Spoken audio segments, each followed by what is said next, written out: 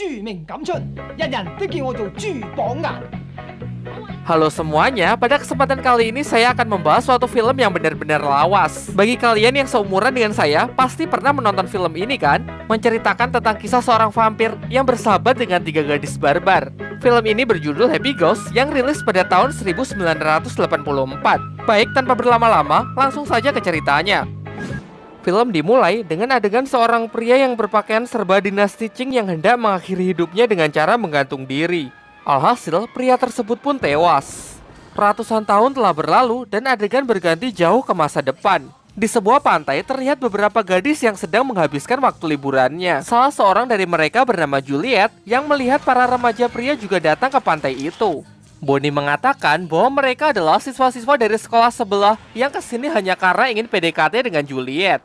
Di malam harinya, saat sedang acara bakar-bakar, salah satu dari pria itu mulai melancarkan aksi tebar pesonanya dengan menyanyikan lagu romantis. Namun tak lama setelah itu, turunlah hujan badai yang melanda tempat mereka. Tenda mereka pun rusak sehingga para gadis memutuskan pergi untuk mencari tempat berlindung. Tibalah mereka di sebuah kuil tua dan tak lama setelah itu para remaja pria juga ikut menyusul mereka. Tetapi sebelum masuk, para pria ini berencana untuk menceritakan kisah hantu kepada para gadis agar mereka ketakutan kemudian memeluk mereka. Tetapi di sini para gadis ternyata tidak takut sedikit pun, malah sebaliknya. Ketika giliran Bonnie yang bercerita, para remaja pria ini malah yang ketakutan.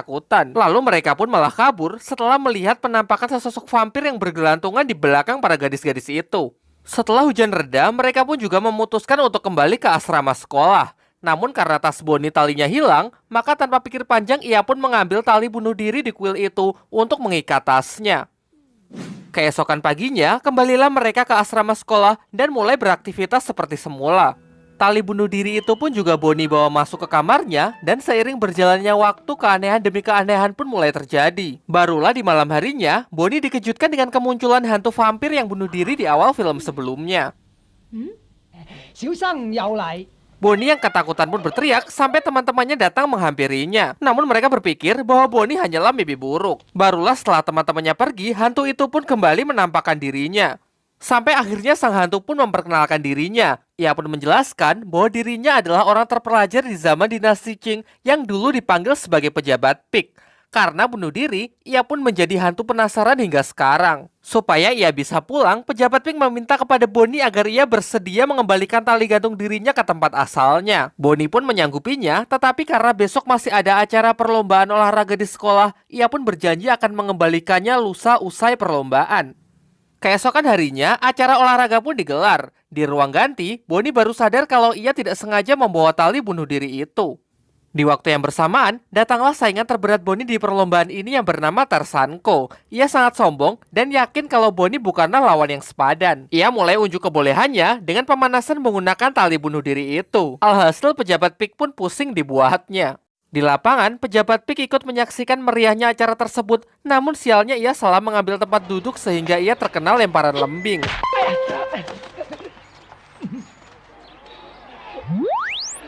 Karena ini semua adalah ulah dari Tarzanko, pejabat Pik pun kesal kemudian membalasnya. Ia mengagalkan seluruh usaha dari Tarzanko dan sebaliknya ia malah membantu Bonnie untuk menyelesaikan seluruh cabang olahraga.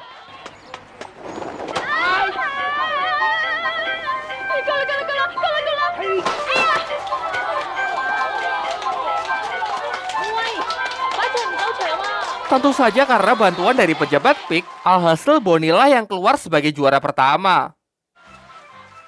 Setelah perlombaan selesai pun pejabat Pik menemui Bonnie di kamar mandi. Di sini ia menagih janji Bonnie yang katanya akan mengembalikan tali bunuh dirinya di kuil tua. Tetapi setelah melihat kemampuan pejabat Pik yang sangat bermanfaat, Bonnie pun merayunya agar bersedia tinggal lebih lama dengannya.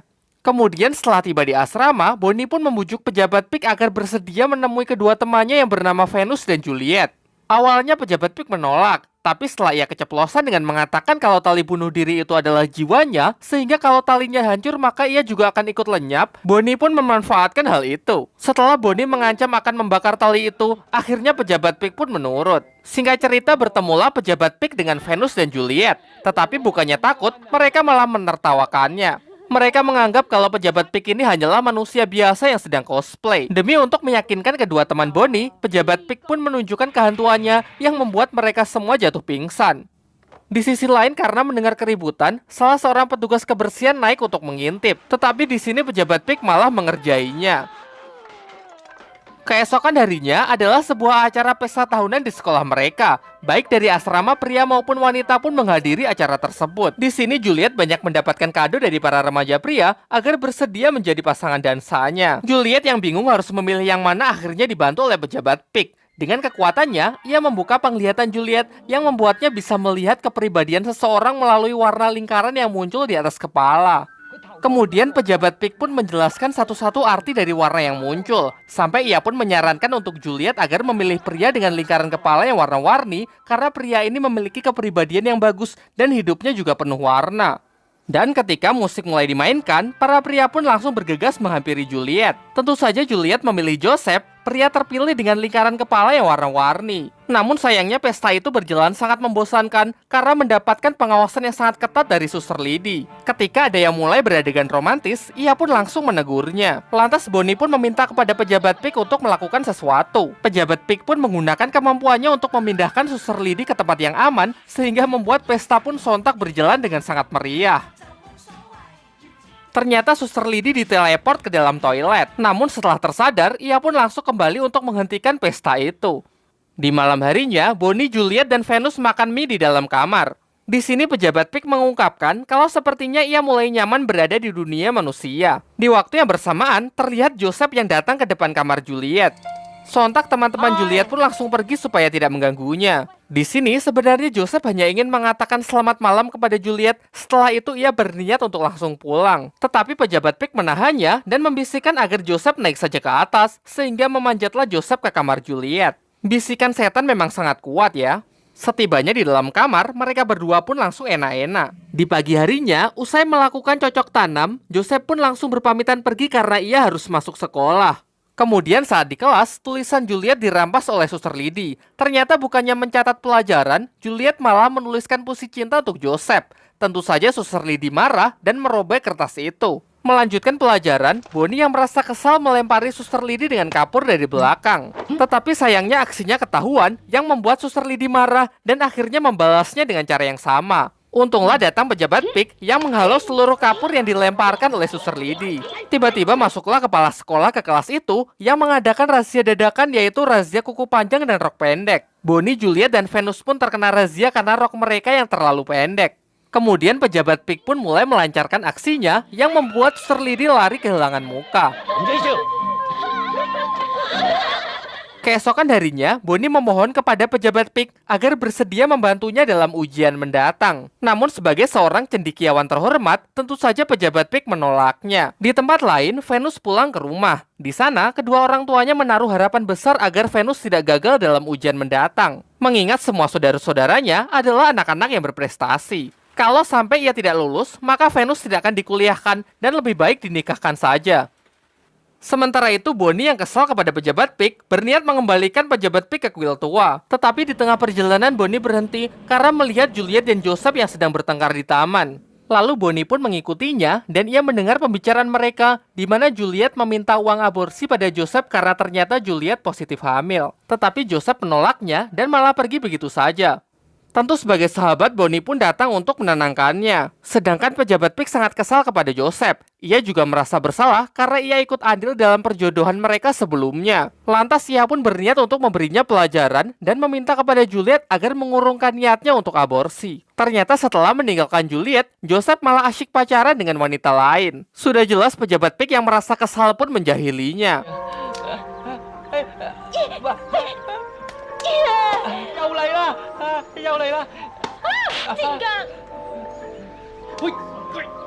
Setelah merasa puas, pejabat Pig pun mulai menampakkan dirinya. Ia meminta kepada Joseph agar menyesali perbuatannya dan berjanji akan bertanggung jawab dengan menikahi Juliet. Malam harinya pejabat Pig pun laporan kepada Bonnie bahwa dia sudah memberikan Joseph pelajaran dan Joseph juga sudah berjanji kalau ia akan bertanggung jawab. Kemudian Bonnie pun memohon lagi kepada pejabat Pig agar ia bersedia membantunya dalam ujian besok. Ia meremehkan kepintaran pejabat Pig yang katanya adalah orang terpelajar. Alhasil pejabat Pig pun terpancing oleh ucapan Bonnie sehingga dia bersedia untuk membantunya dalam ujian untuk membuktikan kemampuannya.